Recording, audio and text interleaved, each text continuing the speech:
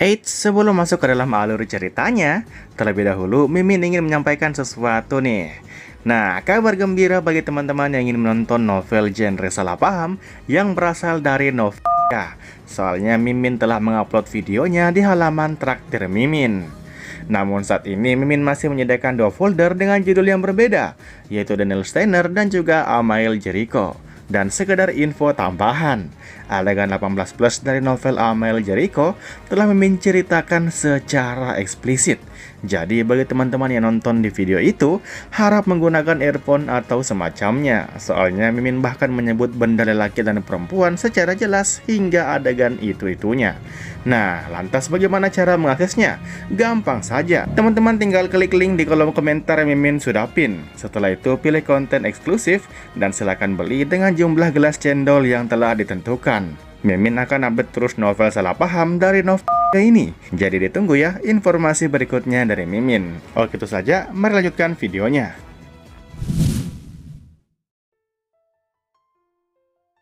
Provinsi Sichuan yang biasanya relatif tenang kini berubah menjadi kacau balau. Teriakan perang terdengar di mana-mana ketika Sekte Chongseong bentrok langsung dengan keluarga San dari Sichuan. Karena wilayah itu jauh dari istana kekaisaran dan sudah lama berada di luar kendali pemerintah, tidak ada pihak yang menghalangi pertarungan antar sekte tersebut. Sementara Sichuan dilanda kekacauan, di tempat yang jauh di Hanzhong, Provinsi Shaanxi, kabar tentang bentrokan itu sampai ke Sekte Suhan yang tengah berkembang pesat. Seorang pemuda bergaya sarjana menerima pesan merpati pos dan melaporkannya kepada pemimpin mereka, Su Gehyun.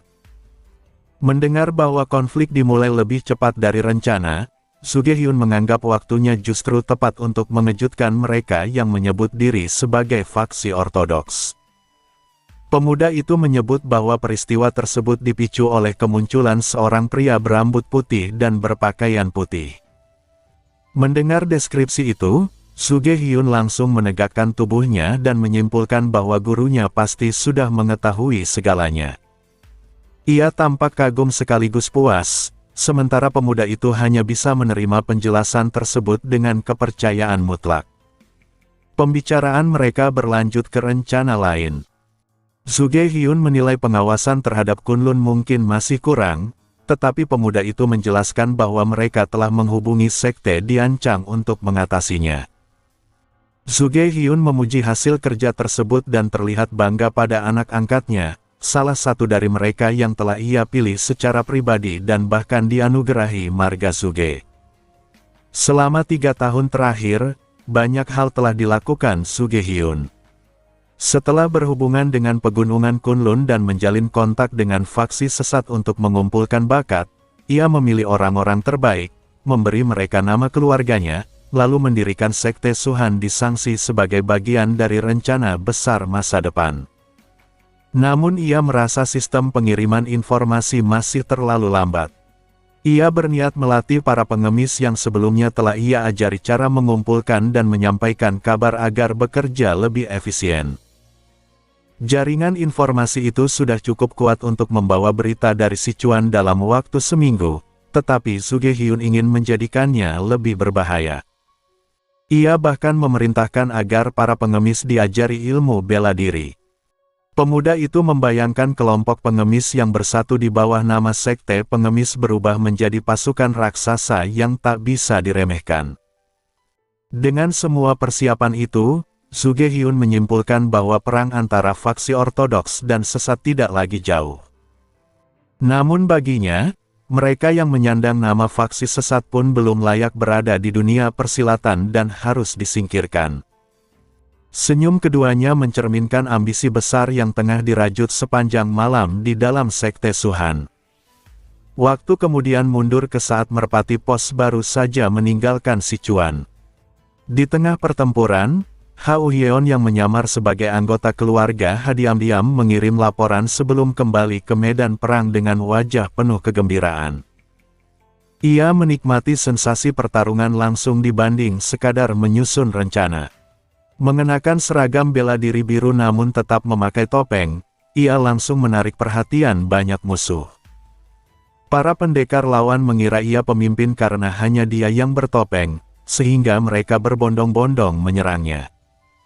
Dari atas atap, Baek Hyunjun yang bersembunyi tercengang melihat betapa satu topeng bisa memancing begitu banyak perhatian. Ia pun bersumpah tidak akan pernah memakai topeng. Memanfaatkan situasi, Baek Hyunjun menebarkan senjata tersembunyi tanpa perlu membidik secara tepat karena musuh berkumpul rapat. Banyak pendekar roboh seketika, tetapi kesalahan persepsi membuat perhatian justru semakin terpusat pada Suge Uhyeon. Baek Hyunjun merasa diuntungkan karena seluruh sorotan teralihkan, membuatnya bisa membantu tanpa terlihat. Di bawah sana, jumlah musuh yang mengepung Suge Uhyeon terus bertambah. Meski nyaris seperti strategi pengeroyokan yang tak akan berhenti sampai target tumbang, bantuan senjata tersembunyi membuatnya tetap bertahan. Efek gabungan itu membuka jalan bagi pasukan utama Sekte Chongseong yang bergerak menuju kediaman utama keluarga San. Dipimpin Gu Wolju, mereka melompati tembok dan menyerbu ke dalam. Para pendekar keluarga San berusaha menghalangi, tetapi sebagian besar hanyalah gabungan petarung biasa dan tidak mampu menahan laju Chongseong. Hambatan sesungguhnya muncul ketika kepala keluarga, San Gogo, turun tangan. Aura yang memancar darinya terasa menekan segala sesuatu di sekitarnya. Gu Wolju memerintahkan pasukannya berhenti dan menilai lawannya. Ia sendiri telah dianggap memasuki ranah transenden oleh murid besar Baek Hyunjun, Suge Hyun. Dengan keyakinan itu, ia mencabut pedang hasil tempaannya sendiri. Bilahnya bersinar biru dan mengeluarkan dengung tajam, merespons energi dalamnya hingga angin jernih mulai berembus di sekelilingnya. San Gogo menatap dengan tertarik, lalu mencabut pedangnya sendiri. Energi dalam yang dituangkan ke dalam bilah menciptakan cahaya seperti bintang, tanda keahlian tingkat tinggi.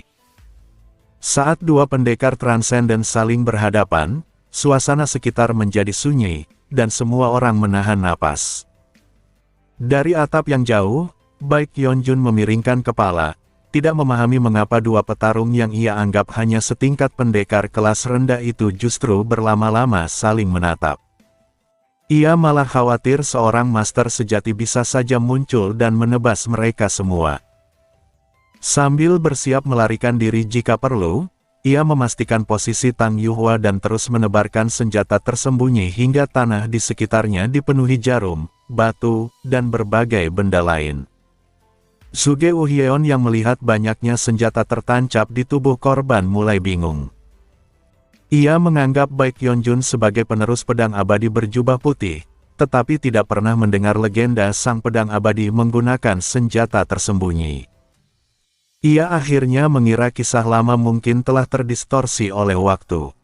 Di sisi lain, Tang Yuhua sibuk merawat siapapun yang tergeletak tanpa membedakan kawan atau lawan. Bagi Sekte Chongseong, tindakan itu patut disyukuri, tetapi bagi musuh, terasa seperti diberi luka lalu disembuhkan hanya untuk tujuan lain. Seorang pendekar keluarga San yang sedang dirawat bahkan gemetar ketakutan, mengira ia akan disiksa setelah pulih. Ketika medan perang terus bergejolak dan berbagai kesalahpahaman saling bertumpuk, akhirnya terdengar dentang keras. Pedang Gu Wolju dan San Gogo beradu, menandai dimulainya pertarungan antara dua pendekar transenden. Di Gunung Chongseong hidup orang-orang yang seakan tak mengenal usia. Mereka memiliki satu kesamaan, masing-masing pernah menerima pertolongan dari Baek Hyunjun, baik besar maupun kecil. Meski ingin membalas budi karena nyawa mereka telah diselamatkan, Baek Hyunjun hanya menginginkan pertukaran kecil yang adil.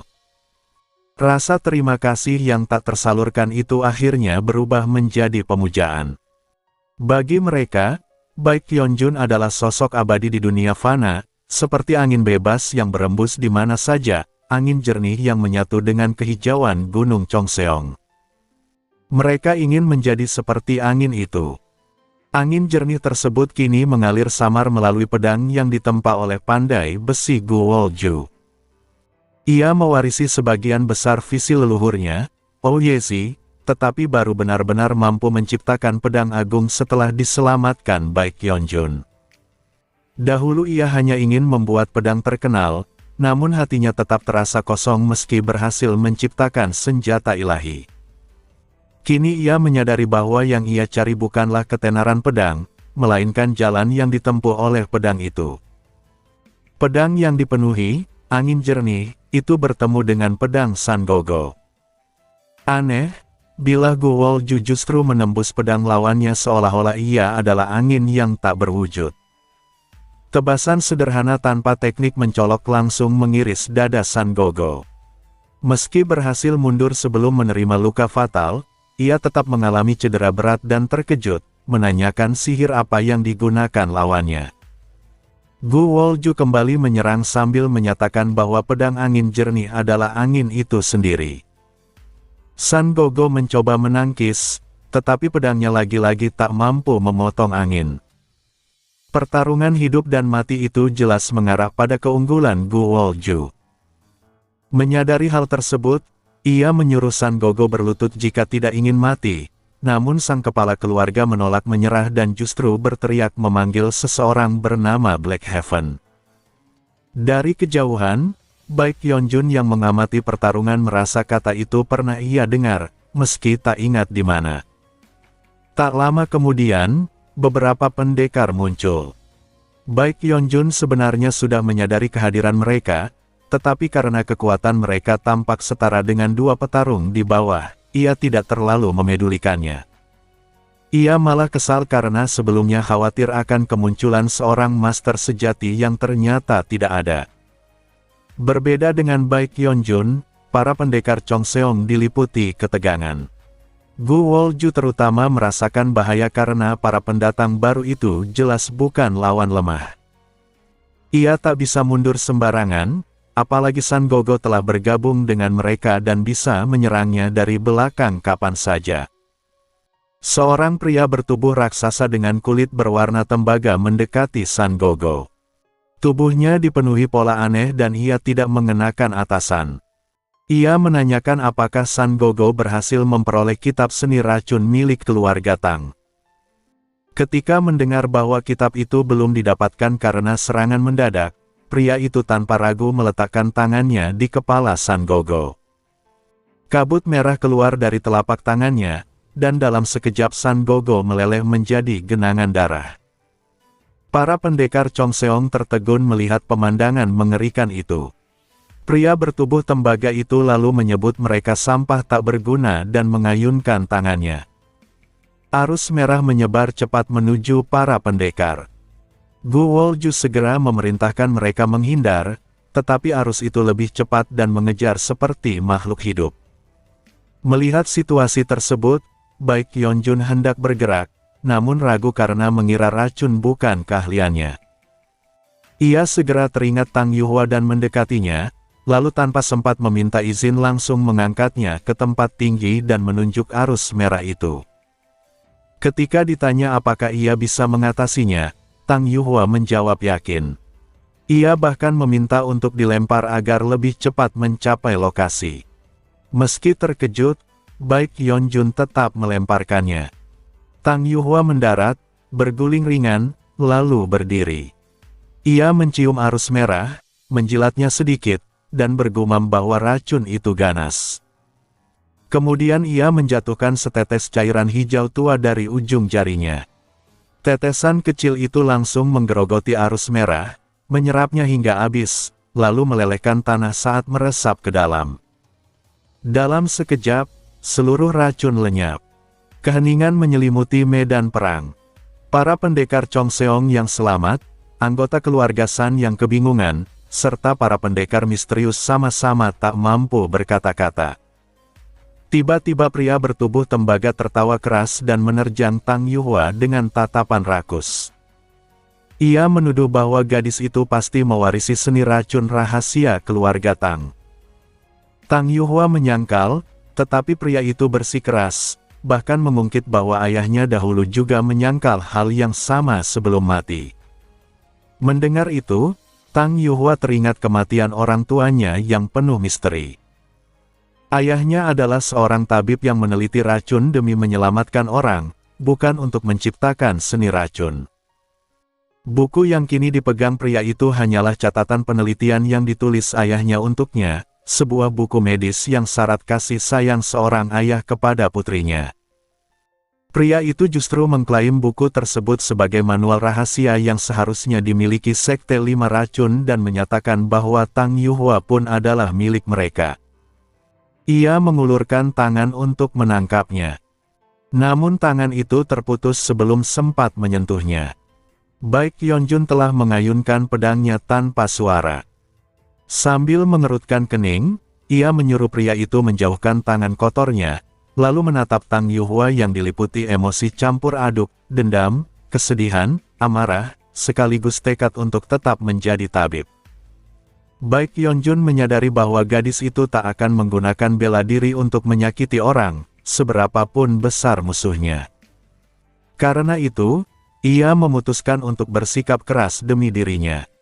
Ia mengingatkan bahwa Tang Yuhua pernah berjanji membalas kebaikannya, lalu dengan keberanian yang sulit ia kumpulkan, ia berkata bahwa membalas budi tidak berarti melupakan dendam. Ia tidak memintanya membunuh orang tak bersalah, tetapi setidaknya menghadapi mereka yang telah menyakitinya. Tang Yuhua memahami betapa besar keberanian yang dibutuhkan gurunya untuk mengatakan hal itu. Ia tersenyum dengan air mata mengalir dan berjanji tidak akan melupakan baik kebaikan maupun dendam. Di tangannya kini ada jarum panjang, alat untuk menyelamatkan nyawa, yang perlahan terwarnai racunnya menjadi hijau tua. Pertarungan dimulai ketika Tang Yuhua melemparkan jarum beracun yang dipenuhi energi dalam, meski jumlahnya kecil dan lemparannya tidak stabil sehingga jarum itu melaju lambat. Pria berkulit tembaga yang menjadi target melihat serangan itu dan bersiap bereaksi, namun sebelum ia sempat bergerak, Baek Yeonjun mencabut pedangnya, Black Iron Bright Knight, dan menancapkannya ke punggung kaki pria tersebut. Jeritan langsung terdengar saat Baek Yeonjun memutar ki dan darah di kaki itu, menimbulkan rasa sakit hebat di seluruh tubuhnya.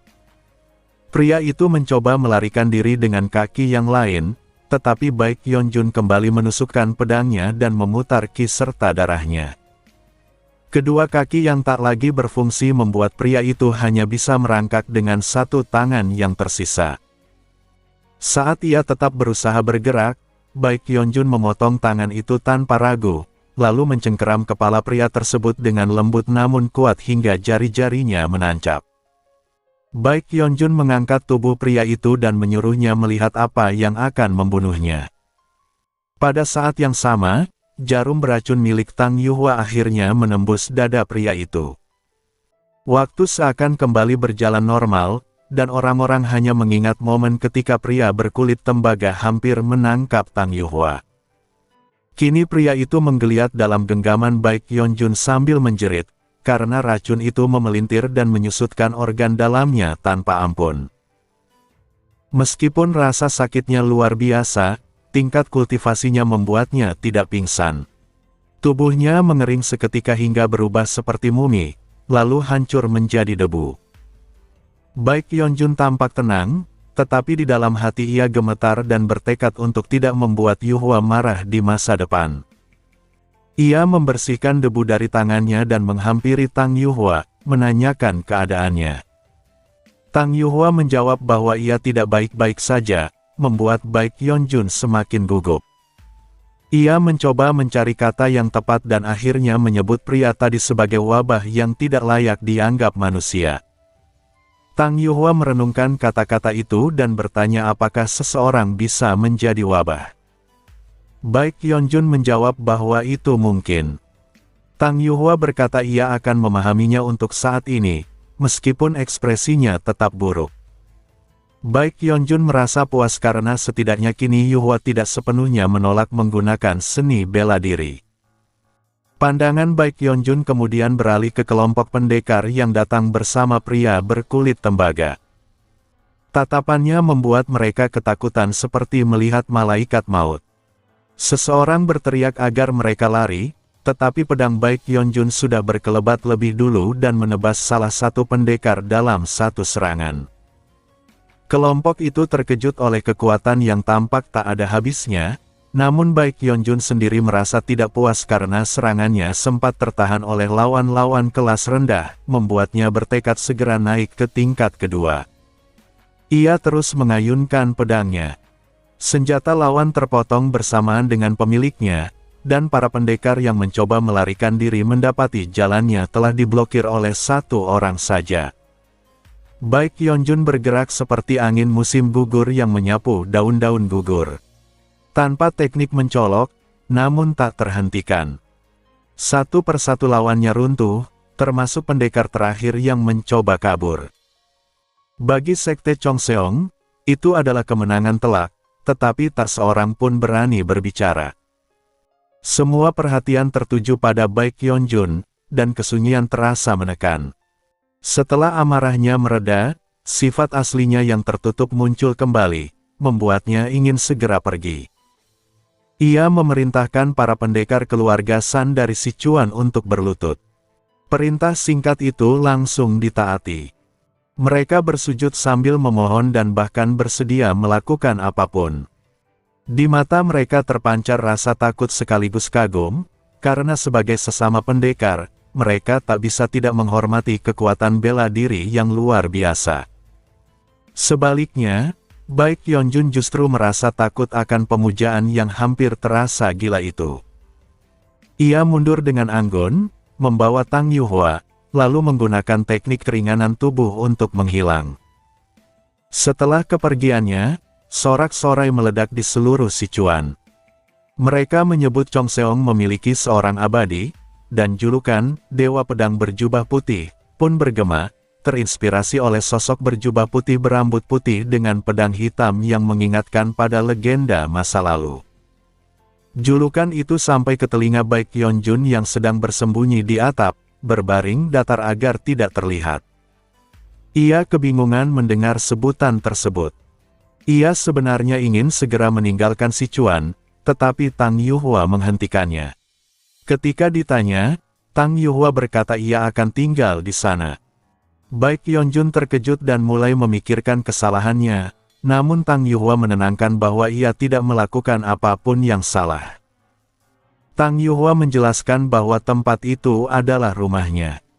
Ia menatap klinik keluarga Tang yang kini telah menjadi reruntuhan dan berkata bahwa jika ia tetap di sana, ia bisa merawat lebih banyak orang sakit.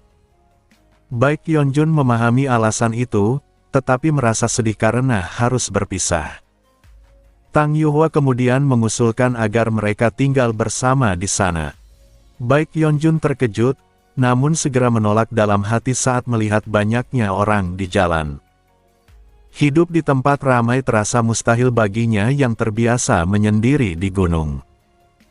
Tang Yuhua lalu menyarankan agar Baek Yeonjun datang berkunjung secara diam-diam, bahkan berjanji akan membuat kediaman pribadi agar tak ada yang mengganggunya.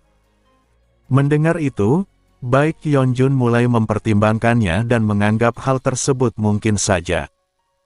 Tang Yuhua juga berjanji akan sering mengunjungi kediamannya di gunung, sesuatu yang tidak memberatkan baginya. Tang Yuhua menambahkan bahwa ia belum akan langsung menetap karena masih harus kembali ke gunung untuk bersiap. Setelah percakapan selesai, Baek Yeonjun segera kembali ke tempat tinggalnya di gunung, khawatir Tang Yuhua berubah pikiran. Meski ia menghela napas karena muridnya akan meninggalkan gunung, ia tetap merasa lega karena mereka tidak akan terpisah jauh. Setelah kembali ke kediamannya, Baek Yeonjun tenggelam dalam pikirannya. Kepergian Tang Yuhua dari gunung memang menuju tempat yang cukup dekat, namun berbagai masalah mulai bermunculan di benaknya. Ia teringat banyaknya pendekar yang berada di Sichuan. Meski sebagian besar baru memulai jalan bela diri, jumlah mereka tetap melampaui 100 orang. Dibandingkan kerumunan besar di Sichuan, angka itu mungkin kecil, tetapi bagi Baek Yeonjun, itu sudah cukup membebani. Baginya, bukan hanya para pendekar yang terasa merepotkan, tetapi juga orang biasa. Pada akhirnya, masalah selalu kembali pada manusia. Setelah berpikir panjang, ia menyerah karena tidak menemukan jawaban. Ia berencana melakukan latihan adaptasi terhadap orang seperti sebelumnya, tetapi berjalan santai di kota sebesar Sichuan terasa mustahil. Ia pun memutuskan untuk menghafal lokasi rumah Tang Yuhua dan kelak akan menyusuri pinggiran kota pada malam hari agar bisa langsung menuju ke sana tanpa bertemu siapapun. Namun pikirannya kembali pada hal lain. Ia menyadari bahwa beberapa lawan terakhir tidak bisa ditebas dalam satu serangan. Hal itu membuatnya menjadi lebih serius. Jika terus seperti ini, ia mungkin akan bertemu lawan kuat, mulai dari pendekar tingkat ketiga sepertinya hingga tingkat kedua dan pertama. Kekhawatirannya tentang orang lain berubah menjadi kekhawatiran akan keselamatan hidupnya sendiri. Ia merasa tingkat kultivasinya saat ini tidak cukup. Ketakutan itu membuatnya menyadari kekurangan dirinya, dan ia pun menetapkan tujuan hidup baru, mencapai tingkat kedua. Bagi seorang penyendiri sepertinya, tujuan hidup bisa berubah dengan mudah, tetapi kali ini ia memikirkannya dengan sungguh-sungguh. Ia menelaah batas tingkat kedua yang terasa berada tepat di depan matanya. Menurutnya, tingkat itu adalah wilayah di antara hidup dan mati. Ia pernah merasakan kematian, tetapi tidak memiliki pemahaman tentang hidup dalam konteks tersebut. Saat menutup mata dan mencari jalan untuk maju, ia hanya melihat celah samar tanpa menemukan jalurnya. Rasa frustrasi pun memunculkan pikiran-pikiran lain, seperti apakah tingkat kedua seharusnya disebut ranah hidup dan mati. Namun ia segera menggeleng, merasa nama sebesar itu terlalu berlebihan untuk sekadar tingkat kedua. Kemudian ia bertanya-tanya mengapa di Sichuan yang begitu besar ia tidak melihat pendekar setingkat dirinya atau lebih tinggi. Saat mengenang perjalanannya sebelum menetap di gunung, ketika ia sengaja mencari tempat dengan sedikit orang, ia menemukan jawabannya sendiri, mungkin Sichuan hanyalah daerah terpencil. Dengan kesimpulan itu, ia memutuskan untuk tidak meninggalkan wilayah sekitar Sichuan. Setelah menikmati waktu menyendiri di kamarnya, Baek Yeonjun keluar dan melihat Tang Yuhua di halaman sedang memilah serta menjemur tanaman obat dan racun. Ia menduga bahwa persiapan sebelum kembali ke Sichuan adalah mengemas bahan-bahan itu, dan diam-diam merasa kecewa karena sempat berharap Tang Yuhua tinggal lebih lama karena berat berpisah dengannya. Tang Yuhua yang menyadari kehadirannya menanyakan apakah ia ingin mengatakan sesuatu. Baek Yeonjun sempat ragu, lalu mengungkapkan tujuan hidupnya untuk mencapai tingkat kedua. Tang Yuhua seperti biasa memberi dorongan singkat, mengatakan bahwa ia pasti bisa. Setelah itu, tak ada percakapan berarti. Dengan rasa canggung, Baek Yeonjun membantu menjemur tanaman obat. Mereka bekerja dalam diam hingga tugas itu selesai. Setelahnya, Tang Yuhua mengucapkan terima kasih.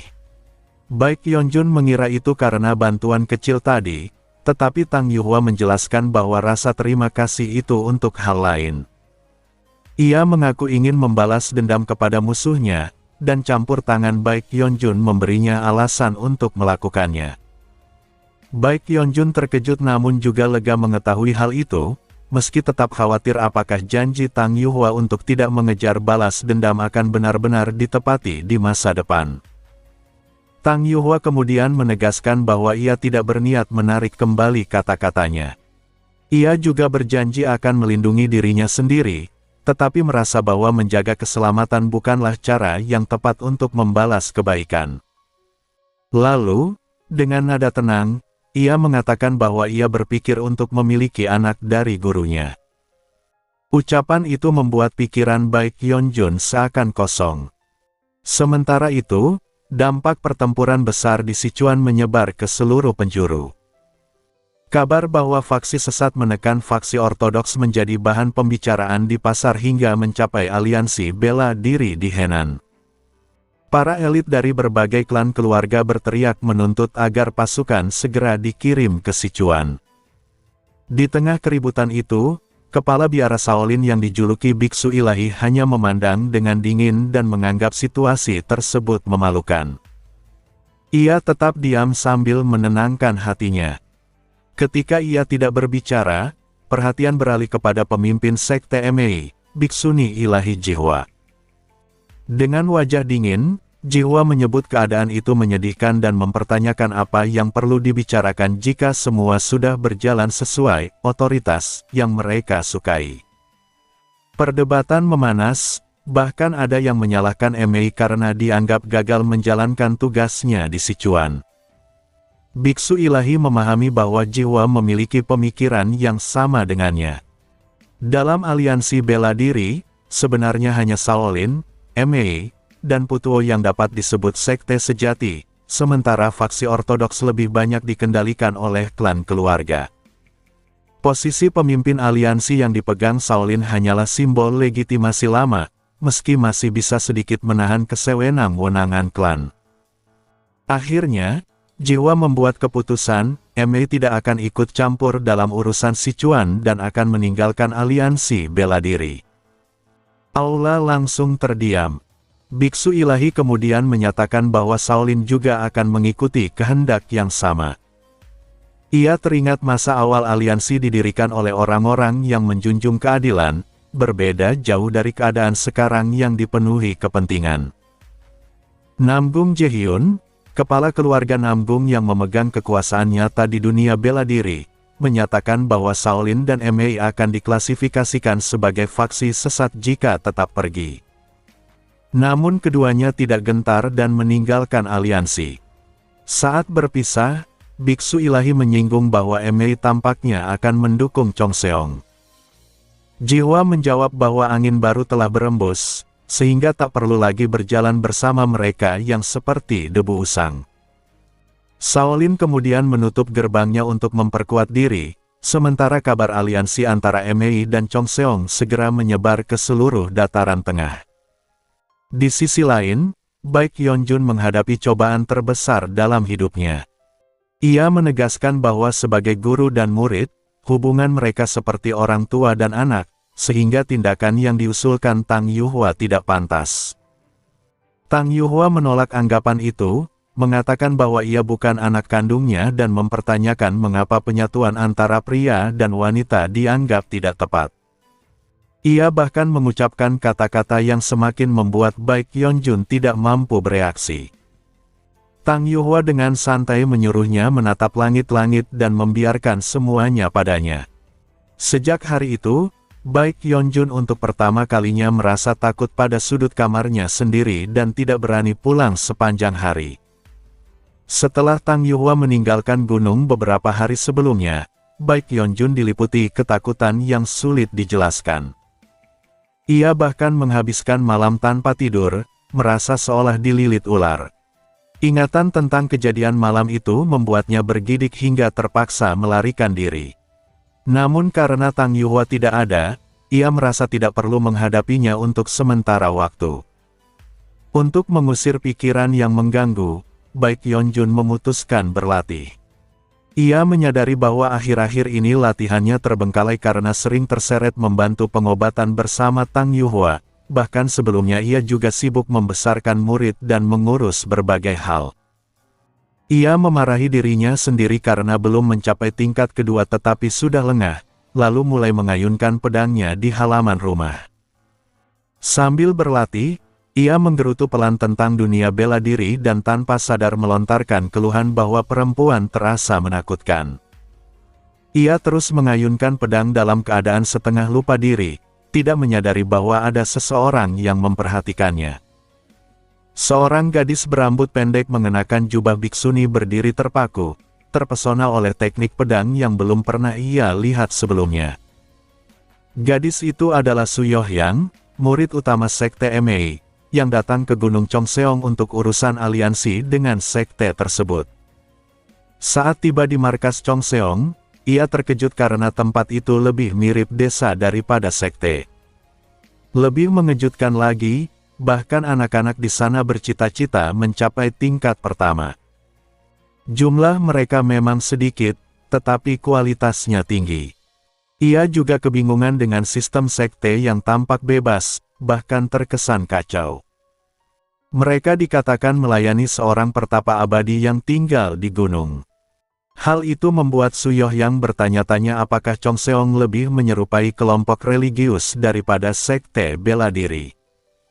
Meski gunung itu memancarkan suasana misterius, ia sendiri tidak begitu terpengaruh karena berasal dari aliran Buddha, bukan Tao. Baginya, sosok seperti Dewa Pedang berjubah putih lebih pantas dianggap pendekar kuat daripada makhluk abadi. Namun ia tetap penasaran. Ia pun mendaki gunung yang lebih terjal dari Chong Seong itu.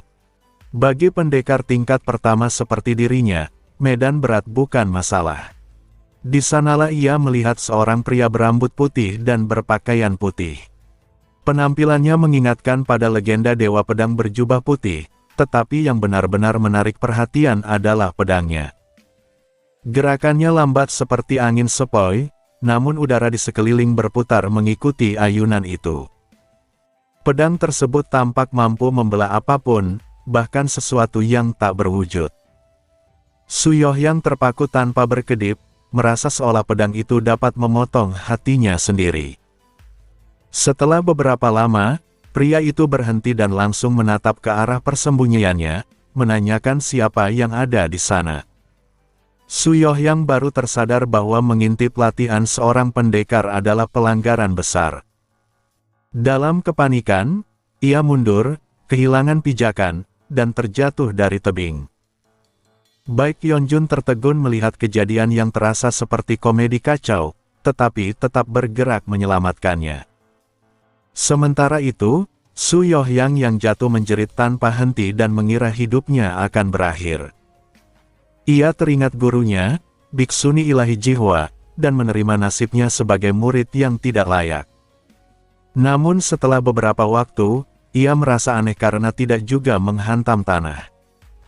Tubuhnya seperti berhenti di udara. Saat merasakan kehangatan seseorang di punggungnya, ia terkejut dan membuka mata. Baek Yeonjun ternyata telah menangkapnya. Dari jarak dekat, wajah pria itu tampak tampan dengan sorot mata dingin. Su Yohyang langsung memerah dan tergagap meminta diturunkan. Baek Yeonjun menoleh ke sekitar dan bertanya apakah ia ingin diturunkan di tempat itu, sebuah dahan kecil yang hampir tak cukup untuk berpijak. Menyadari mereka masih di udara, Su Yohyang buru-buru meminta diturunkan ke tanah.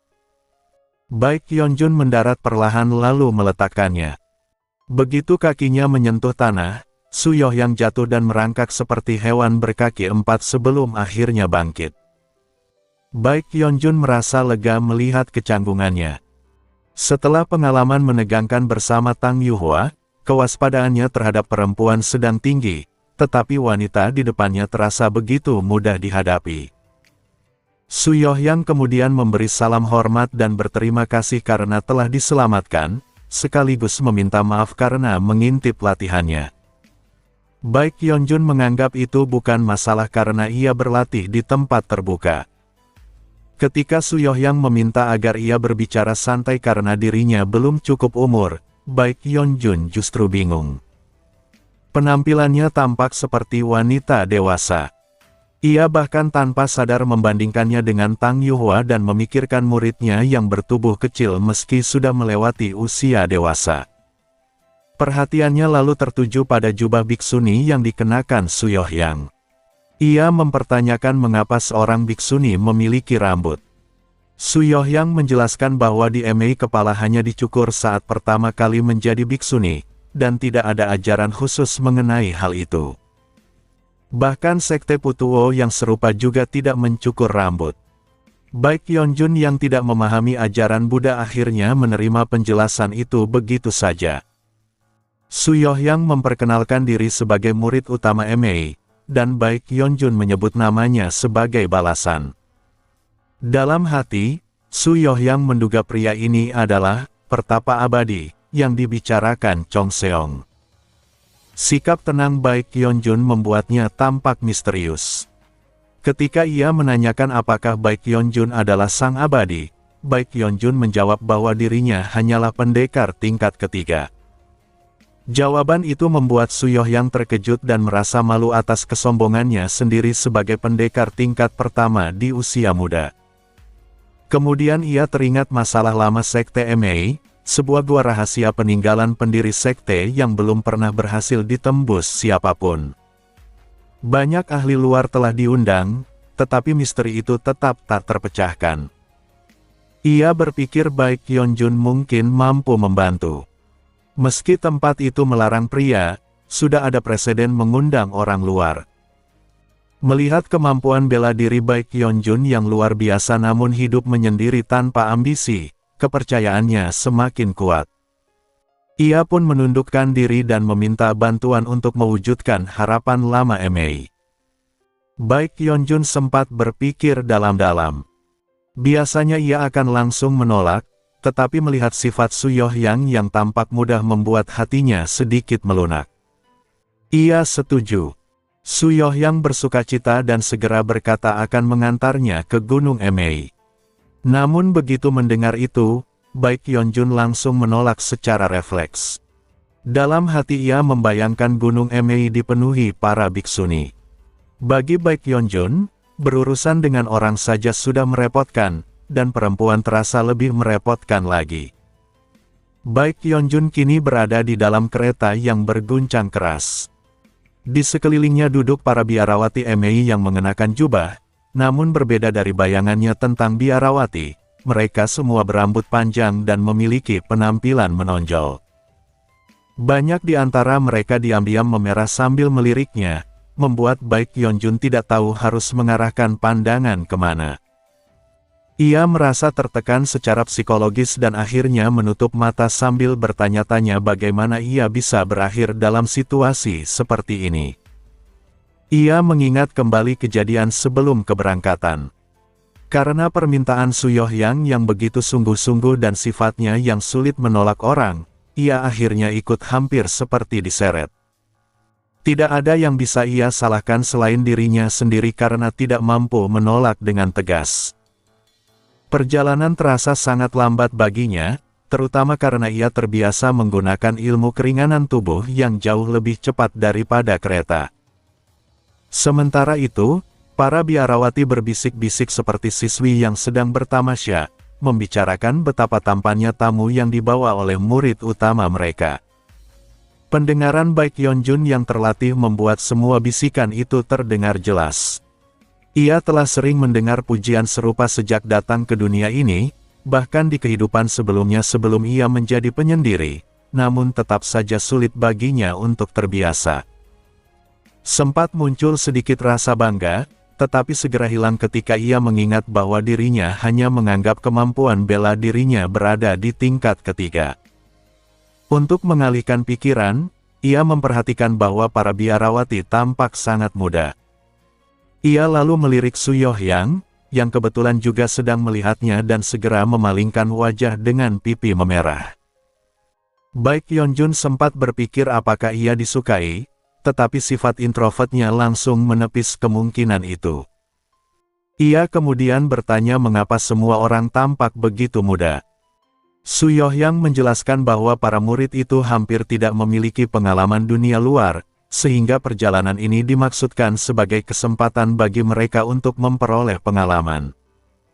Meskipun jawabannya masuk akal, baik Hyunjun merasa heran karena tidak ada satupun orang dewasa yang mendampingi mereka. Sebagai orang dewasa, ia merasakan tanggung jawab aneh melihat gadis-gadis yang tampak belum cukup umur bepergian jauh. Namun suasana tetap tidak membuatnya nyaman, sehingga ia kembali menutup mata dan berharap perjalanan segera berakhir. Sekitar 3 jam kemudian, Su Yohyang memberitahu bahwa mereka akan menginap di sebuah desa malam itu karena Gunung MA masih sangat jauh. Baik Hyunjun terkejut, terlebih lagi ketika ia mendengar bahwa mereka mungkin harus tinggal di desa tersebut selama 5 hari untuk mempersiapkan perjalanan panjang.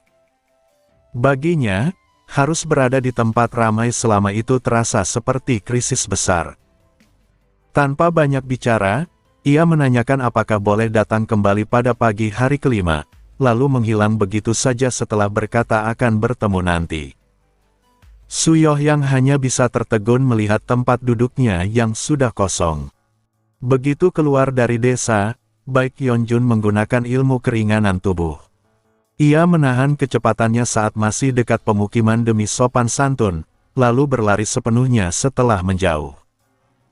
Setelah menemukan lokasi sepi dan memastikan tidak ada orang di sekitarnya, ia mulai memikirkan bagaimana menghabiskan 5 hari ke depan.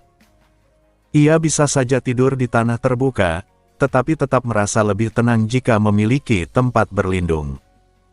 Saat itulah ia melihat sebuah gua terpencil. Ia mendekatinya sambil berpikir mungkin ada hewan di dalam, namun baginya hewan justru lebih mudah dihadapi karena tidak berbicara. Ia bahkan teringat pada Hosun, harimau putih raksasa yang pernah ia kalahkan dan kini tinggal di sekitar rumahnya. Memasuki gua, ia menyalakan api dengan sama di True Fire dan memeriksa bagian dalam menggunakan inderanya. Ternyata tidak ada hewan, hanya gua alami yang cukup dalam dan terasa menyeramkan. Justru tempat seperti ini jauh lebih nyaman baginya dibandingkan desa yang ramai. Ia segera memutuskan untuk menjadikannya tempat tinggal sementara. Saat hendak menata gua agar lebih layak dihuni, ia teringat percakapan masa lalu tentang gua rahasia yang mirip dungeon buatan manusia. Mengingat ia akan pergi membantu urusan gua rahasia di MA, ia merasa membuatnya sebagai latihan terdengar menyenangkan. Tanpa ragu, ia mulai bekerja. Pertama, ia menyamarkan pintu masuk dengan kemampuan mengendalikan benda dari jarak jauh, mengubah medan sekitar hingga pintu gua hanya terlihat dari sudut tertentu. Setelah puas, ia memikirkan kalimat yang pantas diukir di pintu. Terinspirasi oleh pencerahan tentang batas hidup dan mati, tingkat tepat di atas batasannya sekarang, ia mengayunkan pedangnya dan mengukir kalimat, dia yang mencapai ujung tempat ini akan menginjak batas hidup dan mati. Meski merasa kalimat itu terdengar terlalu megah untuk sekadar petunjuk menuju tingkat kedua, ia tetap membiarkannya karena menyukainya. Masuk lebih dalam, ia mempertimbangkan apa yang harus dibuat. Karena bahan mekanisme tidak cukup, ia memutuskan berfokus pada formasi dan menambahkan patung-patung yang tampak meyakinkan. Ia memilih formasi labirin ilusi, ciptaannya sendiri yang mampu membuat orang kehilangan arah, melihat jalan seperti labirin, dan memunculkan ketakutan terbesar mereka sebagai pengganti monster. Saat pertama kali mengujinya, yang muncul adalah sosok seniman bela diri tingkat kedua yang menembakkan sinar dari mata dan menjatuhkan ribuan pedang dari langit, membuatnya hampir mati ketakutan. Kenangan itu masih membuat tulang punggungnya merinding, sehingga ia bertekad tidak akan menginjak formasi itu lagi. Baek Yeonjun kemudian memasang formasi berlapis-lapis di dalam gua dan menempatkan beberapa patung, termasuk patung Guanyin bertangan 1000, agar terlihat lebih autentik.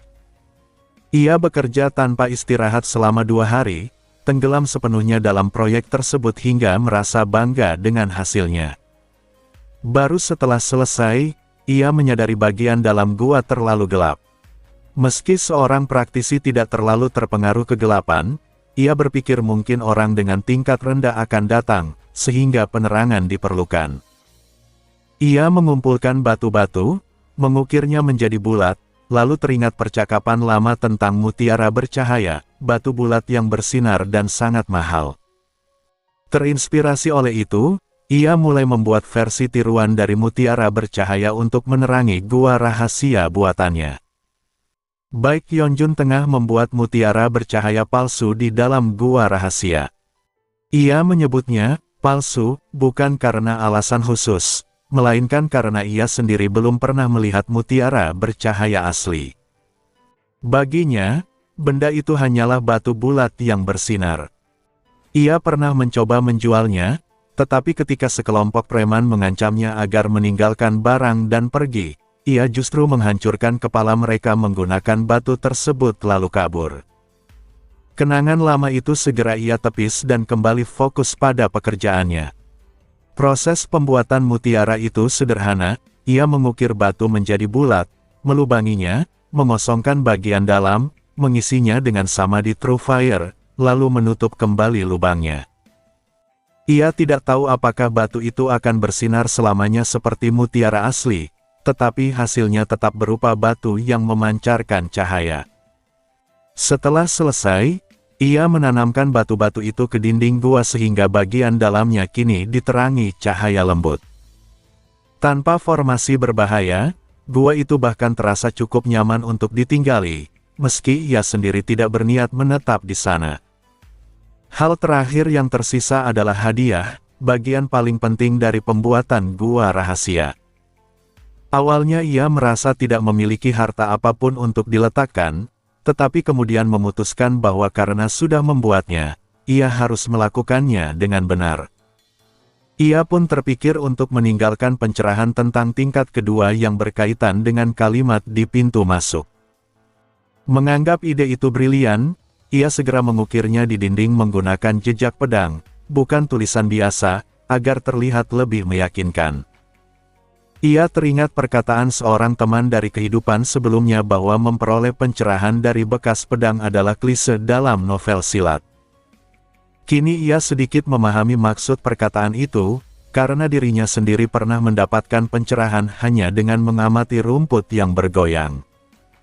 Meski begitu, ia belum pernah benar-benar memperoleh pencerahan dari bekas pedang, sehingga kepercayaannya sedikit goyah. Namun karena sudah terlanjur mengukir, ia melanjutkannya. Setelah selesai, ia merasa hadiah tunggal itu masih kurang. Ia pun mempertimbangkan meninggalkan seni bela diri lain. Seni dari catatan surgawi ia singkirkan karena bukan sepenuhnya miliknya, sementara Clearwind Sword Art belum lengkap dan versi sederhananya sudah dikenal warga desa. Akhirnya ia teringat teknik yang ia ciptakan saat memukuli bandit dengan pancing, dog beating staff teknik.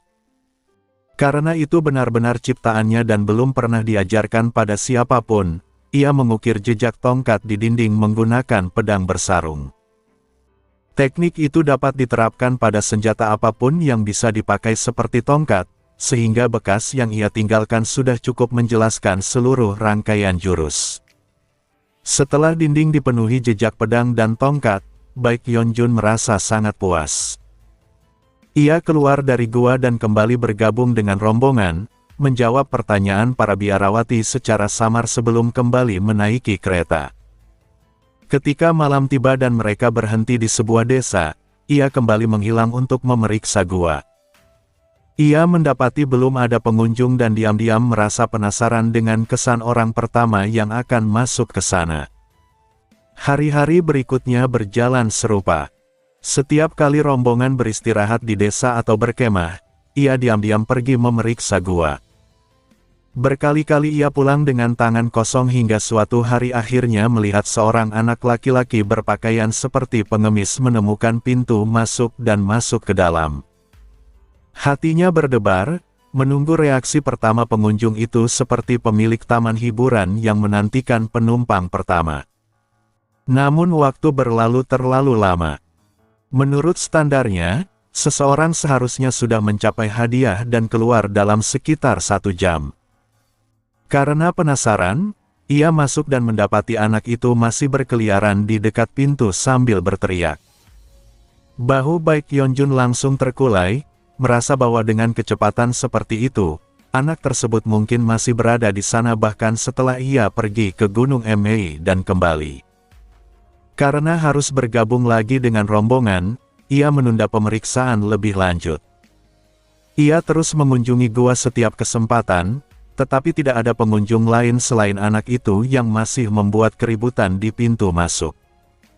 Baek Yeonjun pun mulai meragukan bakatnya dalam membuat atraksi, dan bertekad suatu hari akan memperbaikinya agar orang bisa menjelajah lebih lancar.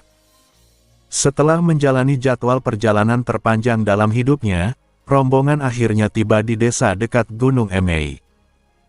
Baek Yeonjun berpikir bahwa dalam perjalanan pulang nanti ia akan menggunakan ilmu keringanan tubuh saja karena jarak yang panjang dengan kereta sebenarnya bisa ia tempuh dalam sekejap. Setelah semua turun dari kereta dan melanjutkan perjalanan dengan berjalan kaki, ia mengikuti para biarawati dari jarak yang tidak terlalu dekat, berusaha menghindari kontak mata dengan orang-orang desa. Desa itu terasa tenang dan rapi, berbeda dari Sichuan yang ramai. Ia menganggap suasana itu mungkin karena letaknya dekat sekte Buddhis, memberi kesan murni. Namun ketenangan justru membuatnya semakin terbebani, sebab keberadaan banyak orang saja sudah cukup membuatnya tidak nyaman. Sambil berjalan, pikirannya bahkan melayang pada anak pengemis di gua rahasia. Tak lama kemudian mereka mendaki Gunung Emei dan tiba di markas utama sekte Emei. Baek Yeonjun terkesan melihat bangunan besar berdiri di pegunungan terjal, menyadari bahwa dunia dengan para praktisi bela diri memungkinkan konstruksi sebesar itu. Di gerbang, para penjaga yang usianya tak jauh dari para murid menyambut Su Yohyang dengan riang. Melihat pemandangan itu, Baek Yeonjun merasa seolah sedang menonton suasana sekolah perempuan dan bertanya-tanya apakah tidak ada orang dewasa di sekte ini. Para penjaga kemudian menyadari keberadaannya dan menatap penuh rasa ingin tahu. Su Yohyang memperkenalkannya sebagai tamu, lalu seorang biarawati menuntunnya ke bangunan di luar area utama karena bagian dalam merupakan zona terlarang bagi pria. Ia diminta menunggu sementara pemimpin sekte dipanggil. Saat beristirahat di bawah atap bangunan, ia merasakan banyak tatapan. Sekelompok biarawati muda mengintip dari balik dinding, berbisik dan berteriak kecil ketika ia menoleh. Baek Yeonjun merasa seperti guru pria baru di sekolah perempuan, bukan tamu kuil. Karena sebagian besar tampak lebih muda dari Su Yohyang, tatapan mereka tidak terlalu membebani baginya, terlebih kebanyakan dipenuhi rasa ingin tahu dan kesan baik. Pundaknya sempat terangkat sedikit karena pujian tentang ketampanannya, tetapi segera turun kembali ketika pikiran negatif muncul bahwa anak-anak tidak tahu apa-apa. Tak lama kemudian, Su Yohyang datang bersama seorang biarawati lain yang memperkenalkan diri sebagai Divine Nun Jihwa, pemimpin sekte Emei. Ia memberi salam hormat, dan Baek Yeonjun membalasnya. Namun ia terkejut melihat penampilan Jihwa yang tampak hanya sedikit lebih tua dari Su Yohyang yang bahkan belum dewasa. Tanpa sadar ia menanyakan usianya, lalu menyesal setelah kata-kata itu terucap. Untungnya, Divine Nun Jihwa tersenyum cerah dan menjelaskan bahwa teknik kultivasi Emei, Guanyin Golden Summit Divine Art, memperlambat penuaan sehingga penampilannya tidak mencerminkan usia sebenarnya. Ia menambahkan bahwa pertanyaan itu umum dan Baek Yeonjun tidak perlu merasa bersalah. Mendengar penjelasan penuh pengertian itu justru membuat Baek Yeonjun merasa sangat terbebani. Baek Yeonjun terdiam, tepatnya tidak mampu mengatakan apapun di hadapan Biksuni Ilahi Jihwa. Meski penampilannya tampak penuh welas asih seperti seorang biarawati, bagi Baek Yeonjun ia hanyalah beban lain yang harus dihadapi. Tanpa memedulikan keheningannya, Jihwa menjelaskan bahwa ia mendengar dari Su Yohyang bahwa Baek Yeonjun segera datang membantu setelah mengetahui kesulitan sekte Emei. Ucapan itu merupakan kesalahpahaman besar, karena sebenarnya ia hanya terseret ke tempat itu akibat tidak mampu menolak permohonan tulus Yohyang. Walaupun ingin meluruskan kesalahpahaman tersebut, sifatnya membuat Baek Yeonjun tidak sanggup berbicara.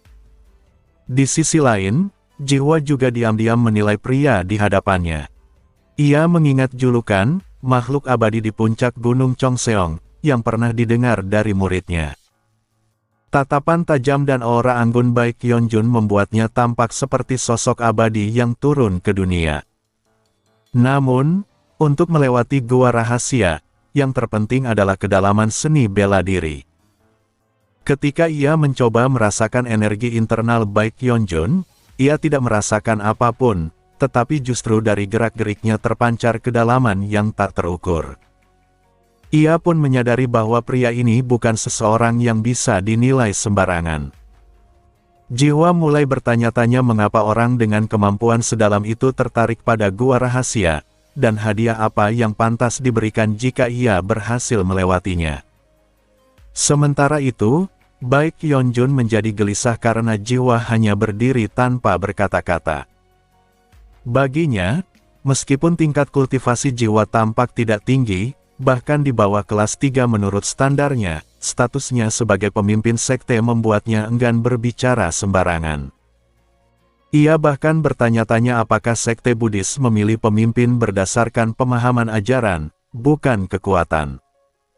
Di tengah keheningan yang menyesakkan, Su Yohyang berkeringat deras karena tekanan dari dua orang dengan tingkat yang jauh berbeda. Tak tahan lagi, Baek Yeonjun akhirnya memecah keheningan dengan bertanya kapan mereka akan menuju gua rahasia. Jihwa segera menjawab dan memimpin jalan. Gua rahasia itu terletak cukup jauh dari bangunan utama sekte MA, berada di tempat terpencil dengan hanya beberapa penjaga.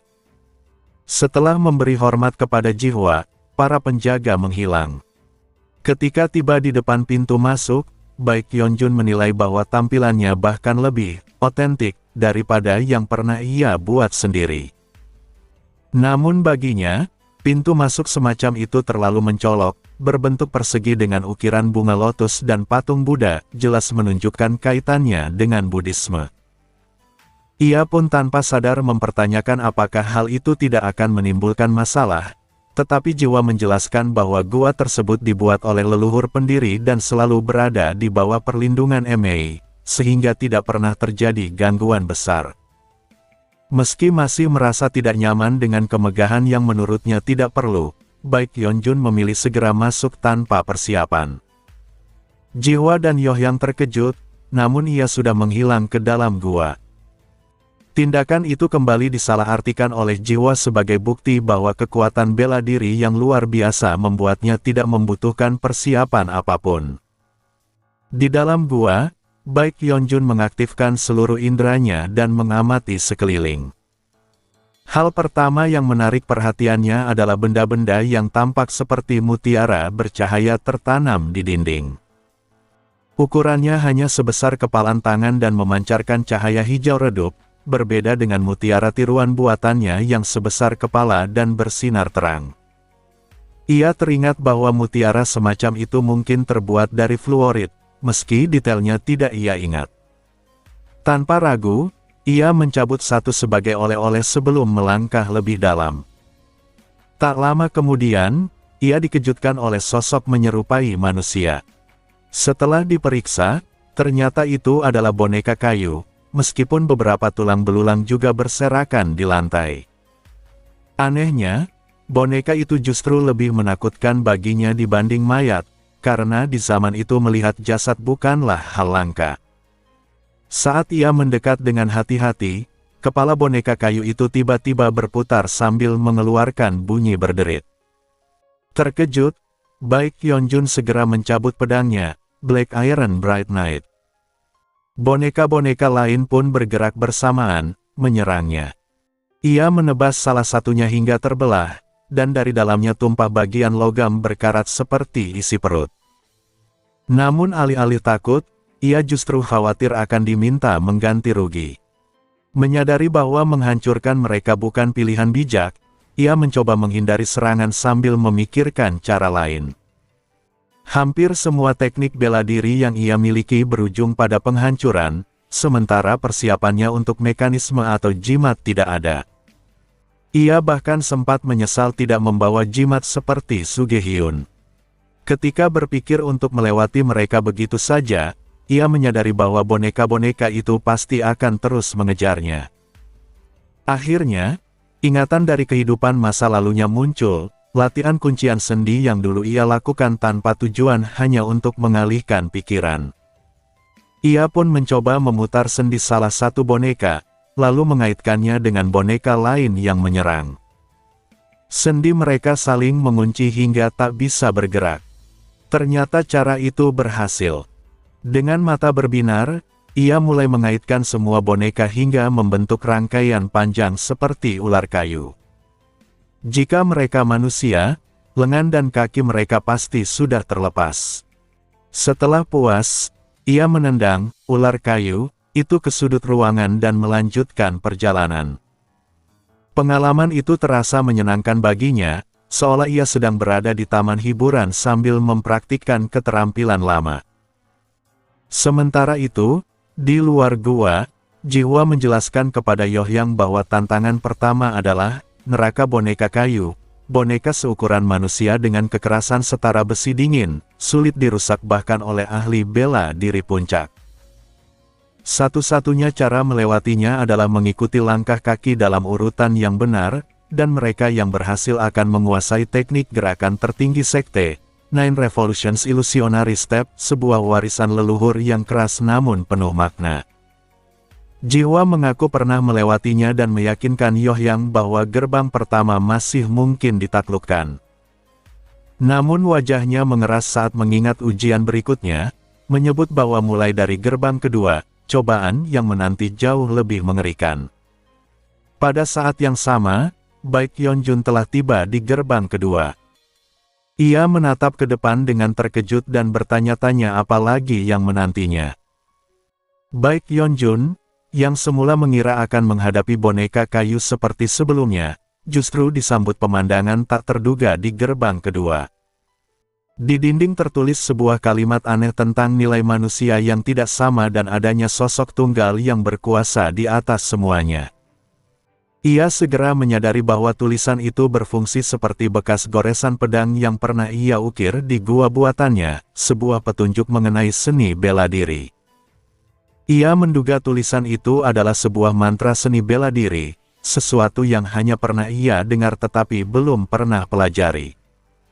Dalam ingatannya, mantra bisa berbeda-beda tergantung karya, terkadang seperti sihir yang bekerja hanya dengan dihafal. Namun, ia juga tahu bahwa tanpa tingkat pemahaman atau ranah yang cukup, mantra seringkali tidak berguna, dan terkadang sengaja dibuat rumit untuk menyembunyikan ajaran. Satu hal yang pasti, mantra tidak bisa diperoleh dengan mudah.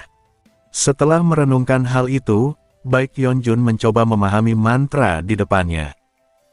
Karena ia dapat memahaminya dengan segera, ia menduga ini adalah jenis mantra yang memungkinkan seseorang menggunakan seni bela diri hanya dengan menghafalnya. Saat melafalkannya, ia merasakan seni bela diri asing mulai tertanam dalam dirinya. Walau belum sepenuhnya dipelajari karena mantranya tidak lengkap, ia bisa merasakan dengan jelas sifat teknik tersebut. Begitu memahami jenisnya, ekspresinya jarang terlihat berubah drastis. Keringat dingin membasahi tangannya yang terkepal.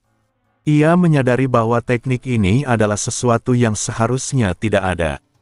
Tanpa sadar ia bergumam bahwa itu adalah ilmu sihir, lalu menggeleng dan menyebutnya sebagai seni iblis, kata yang paling tidak ingin ia dengar.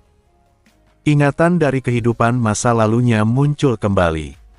Seni iblis adalah teknik yang digunakan oleh kultus iblis, sering digambarkan sebagai kekuatan jahat layaknya sihir hitam atau kemampuan milik Raja Iblis dan para pengikutnya. Meski terkadang digambarkan netral atau hanya mengejar kekuatan, umumnya ia dikenal sebagai teknik milik pihak jahat. Dengan kesimpulan itu, Baek Yeonjun menatap tajam mantra di dinding, seolah tatapannya bisa menembus batu. Kekhawatiran lain perlahan muncul di benaknya. Ia teringat bahwa muridnya, Baek Sowol, pernah menamai teknik yang ia ciptakan dengan karakter iblis. Saat itu ia menganggapnya hanya sebagai fase kekanak-kanakan, tetapi kini ia bertanya-tanya apakah muridnya benar-benar terpengaruh sesuatu yang buruk. Mengingat Sowol yang telah meninggalkan gunung, ia menepuk dadanya dengan cemas. Waktu kemudian beralih ke saat Baek Sowol baru tiba di pegunungan surgawi setelah perjalanan hampir 3 tahun. Rombongan karavan yang bersamanya sangat kelelahan, tetapi bersorak gembira ketika akhirnya melihat tempat yang selama ini hanya ada dalam rumor. Mereka berterima kasih kepada Baek Sowol karena tanpa dirinya, mereka tidak akan selamat sampai tujuan. Sowol dengan rendah hati mengatakan bahwa ia juga sampai dengan selamat berkat mereka. Kini lebih matang dan mendekati sosok wanita dewasa, Baek Sowol memandang desa tersembunyi itu dengan berbagai emosi. Letaknya jauh di dalam pegunungan dan sulit ditemukan tanpa indera tajam yang ia latih bersama gurunya. Dari luar, desa itu tampak meyakinkan, bangunannya kokoh, penduduknya ramai, dan para penjaga gerbang terlihat sehat serta penuh vitalitas. Ketika ditanya tujuan kedatangan mereka, pemimpin karavan menjelaskan bahwa mereka adalah pedagang dari Anhui yang melarikan diri dari tirani keluarga Namgung. Penjaga itu meminta mereka menunggu, lalu kembali bersama beberapa orang lain. Sowol mengamati mereka dan mengernyit. Sebagian besar berada di tingkat kedua, sementara pria yang tampak sebagai pemimpin telah memasuki tingkat pertama, kekuatan yang tidak bisa diremehkan. Walau kekuatan semacam itu mungkin tampak rendah di mata Baek Yeonjun, sebenarnya tingkat kedua sudah terhormat, dan tingkat pertama dapat disebut sebagai ahli dimanapun.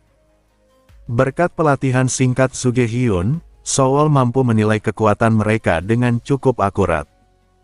Ia menganggap wajar desa terpencil memiliki kekuatan militer, tetapi tetap merasa ada sesuatu yang janggal. Tatapannya kemudian bertemu dengan ahli tingkat pertama itu. Pria tersebut memuji kekuatan Sowol dan bertanya apakah ia bersama rombongan. Sowol menjelaskan bahwa ia hanya kebetulan menyelamatkan mereka dan kemudian ikut bepergian. Dengan sikap sopan, pria itu meminta Sowol mengikutinya secara terpisah demi kehati-hatian terhadap kekuatannya.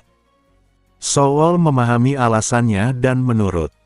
Di dalam gerbang, desa itu terlihat sama meyakinkannya seperti dari kejauhan, tetapi rasa aneh semakin kuat. Ia dibawa ke bangunan megah yang menyerupai istana dan dipersilakan beristirahat. Pelayanan yang ia terima sangat mewah, tempat tinggal indah, makanan berlimpah, bahkan layanan mandi. Saat berbaring di ranjang lembut, pikirannya menjadi rumit. Ia mengingat rumor bahwa tempat itu dihuni orang-orang yang tidak punya tujuan dan hidup bersama, tetapi fasilitas yang ia lihat terlalu megah untuk gambaran tersebut. Bahkan ada orang-orang yang melayani. Ia mulai bertanya-tanya apakah ada sistem kelas di sana. Namun karena kelelahan perjalanan, ia segera tertidur lelap.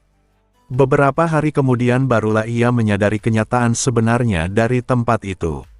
Kisah kembali ke Baek Yeonjun, yang masih memikirkan keselamatan Sowol sambil mengamati sekeliling.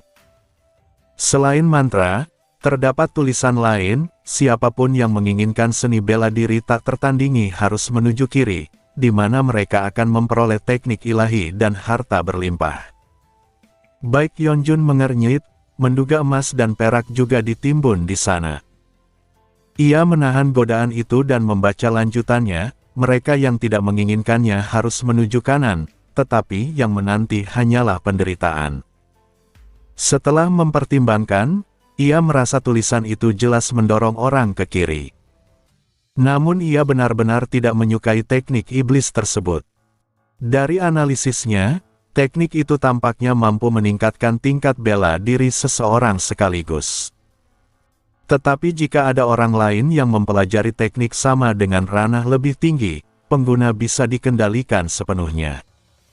Meski belum pasti, bahaya itu membuatnya bergidik.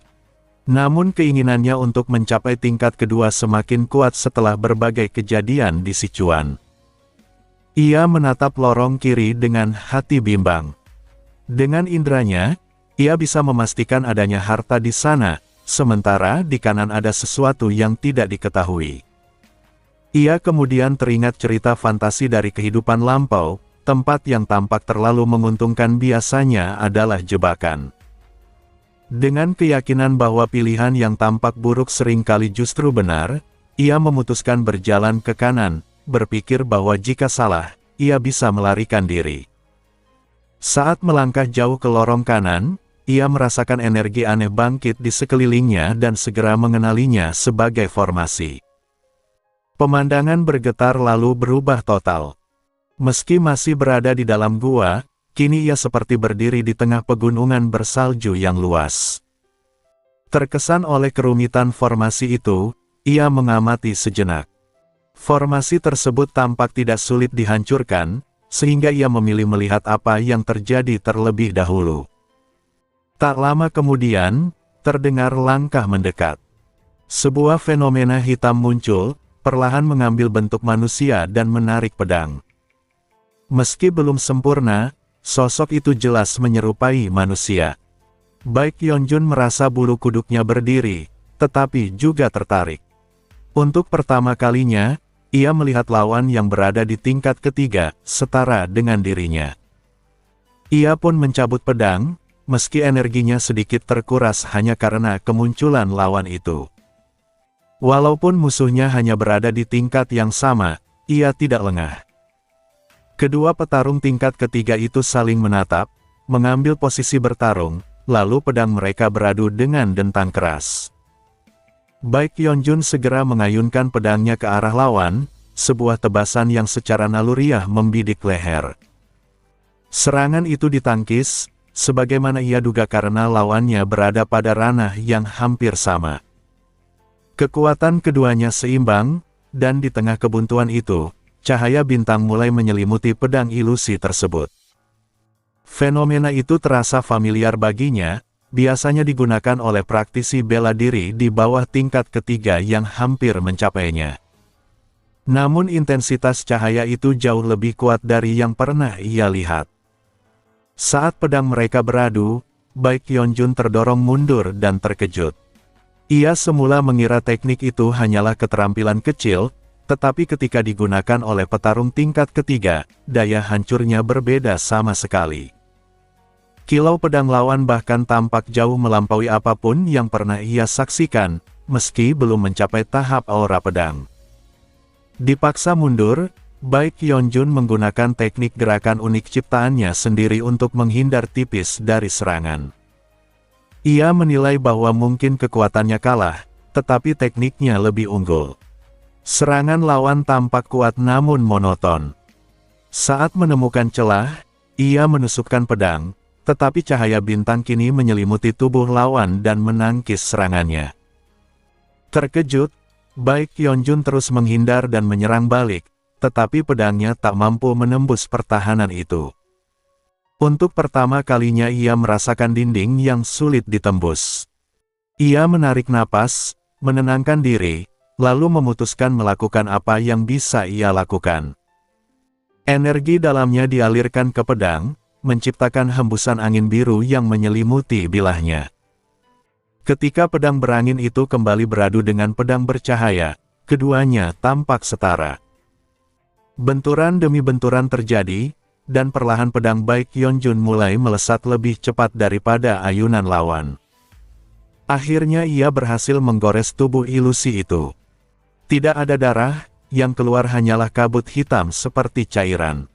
Ia tidak berhenti. Serangannya semakin cepat, tubuhnya bergerak meninggalkan bayangan-bayangan yang memotong tubuh lawan berkali-kali. Kabut hitam menyembur ke segala arah, tetapi luka-luka itu dangkal. Lawannya tampaknya masih mampu menghindari cedera fatal karena berada pada tingkat yang hampir setara. Bertekad mengakhirinya, Baek Yeonjun menerobos masuk ke jarak dekat. Lawan langsung menusukkan pedang bercahaya, tetapi ia menghindar dengan selisih setipis kertas. Tiba-tiba pedang cahaya itu memanjang seolah hendak menembus tubuhnya. Ia membungkuk dan menghindar, terkejut melihat pedang yang bisa bertambah panjang. Serangan belum berhenti, cahaya itu bahkan terlepas dan mengejarnya seperti sinar. Baek Yeonjun memutar tubuhnya, menepis cahaya yang terbang, tetapi lebih banyak lagi menyusul. Baginya, teknik seperti itu terasa lebih mirip sihir daripada bela diri. Kesal karena harus terus menghindar dan menangkis, ia menggeram bahwa jika lawannya bertarung dengan cara seperti itu, maka ia juga akan melakukan hal serupa. Ia mengumpulkan energi di sekitarnya dan membentuk fenomena pedang dari puluhan aliran angin. Ketika ia mengarahkan pedangnya, bilah-bilah tak kasat mata menghujani lawan sekaligus. Jumlahnya jauh melampaui cahaya bintang dan memadamkannya sebelum menghantam tubuh ilusi. Ledakan besar menggema, debu beterbangan, dan pemandangan kembali menjadi dinding gua rahasia, formasi rupanya telah hancur. Meski ilusi medan menghilang, sosok manusia hitam itu masih bertahan dengan pedangnya tertancap di tanah. Secara mengejutkan, ia berbicara, memuji Baek Yeonjun karena berhasil bertahan dari ujian. Namun kata, bertahan, justru memicu kemarahan Baek Yeonjun. Ia mendekat dan menegaskan bahwa ia bukan sekadar bertahan, ia menang. Dengan satu tebasan, ia menghancurkan ilusi yang kemudian buyar seperti kabut. Meski sempat terkesan dengan teknik cahaya bintang, ia merasa lawan tingkat ketiga itu tidak terlalu istimewa. Sementara itu, di pintu masuk gua rahasia, Biksuni Agung Jiwa berbicara dengan Su Yohyang tentang ujian kedua yang menguji hasrat. Di sana tertulis sebagian mantra dari seni bela diri yang dapat disebut tak tertandingi. Jika seseorang memilih kiri, ia akan memperoleh mantra lengkap dan kekayaan. Jika ke kanan, ia akan menghadapi ujian. Su Yohyang menduga orang biasa pasti memilih kiri, tetapi jiwa mengatakan itu kemungkinan jebakan. Ia sendiri menggigil saat mengingat pengalaman berjalan ke kanan, sebuah neraka tempat seseorang harus bertahan melawan ilusi seorang master tak tertandingi yang tak ada bandingannya di dataran tengah. Ketika Su Yohyang menyebut jiwa sebagai salah satu master transenden, jiwa tersenyum pahit dan berkata bahwa anggapan ranah transenden adalah puncak bela diri hanyalah omong kosong. Ia bahkan pernah mengintip ranah yang melampaui itu, dan ilusi di dalam gua berasal dari tingkat yang telah melewati semuanya. Su Yohyang terkejut, khawatir Baek Yeonjun berada dalam bahaya. Jiwa menenangkannya dengan mengatakan bahwa ujian itu tidak merenggut nyawa, meski membuat seseorang nyaris mati. Dalam ingatannya, jiwa pernah dipandang rendah oleh sosok hitam yang menyatakan ia tidak memenuhi syarat dan menyuruhnya kembali. Ia hanya selamat berkat teknik langkah ilusi yang diperoleh di ujian sebelumnya. Meski begitu, ia memiliki firasat bahwa Baek Yeonjun mungkin mampu melampaui ujian tersebut. Keduanya tidak pernah membayangkan bahwa ilusi Master Absolut itu telah dihancurkan sepenuhnya oleh Baek Yeonjun. Di dalam gua, Baek Yeonjun berjalan sambil tenggelam dalam pikiran. Ia bertanya-tanya apakah dirinya sebenarnya telah melampaui tingkat ketiga, karena ia baru saja menang melawan lawan setingkat. Namun segera ia menolak gagasan itu. Dalam benaknya, ia pernah melihat gambaran ranah di atas tingkat ketiga, ranah yang berkaitan dengan kematian namun belum bisa ia capai karena belum memahami kehidupan. Untuk menjadi tingkat kedua, ia harus melangkah ke sana. Mengingat hal itu, bahunya yang sempat terangkat kembali merosot. Kekhawatiran lain muncul, apakah teknik yang ia anggap sebagai sihir sebenarnya bukan sihir. Mengingat pedang cahaya lawannya yang bisa memanjang dan menembakkan sinar, ia menyadari bahwa teknik angin miliknya tidak jauh berbeda. Ia pun menyimpulkan bahwa teknik yang ia hindari selama ini bukanlah sihir. Dengan keyakinan baru, ia melepaskan batasan pada teknik-teknik tersebut. Sebuah keputusan yang kelak menjadi mimpi buruk bagi musuh-musuhnya. Langkahnya pun terasa lebih ringan, dan ia mulai penasaran apa yang akan muncul berikutnya. Bahkan jika lawan tingkat kedua muncul, ia berpikir bisa menghancurkan formasi dan melarikan diri bila perlu. Baginya, bertarung melawan ilusi terasa ideal, bukan manusia sungguhan, tanpa wajah yang harus ia lihat, dan murni pertarungan. Ia bahkan berniat mencoba membuat formasi serupa di rumah nanti. Tak lama kemudian ia tiba di sebuah tanah lapang. Setelah memastikan tidak ada formasi atau jebakan yang terdeteksi, ia melihat sebuah mekanisme di lantai. Setelah diamati, ternyata itu bukan perangkap melainkan struktur yang membuka dinding jika diinjak dalam urutan tertentu. Saat menginjaknya satu persatu, ia merasakan kejanggalan.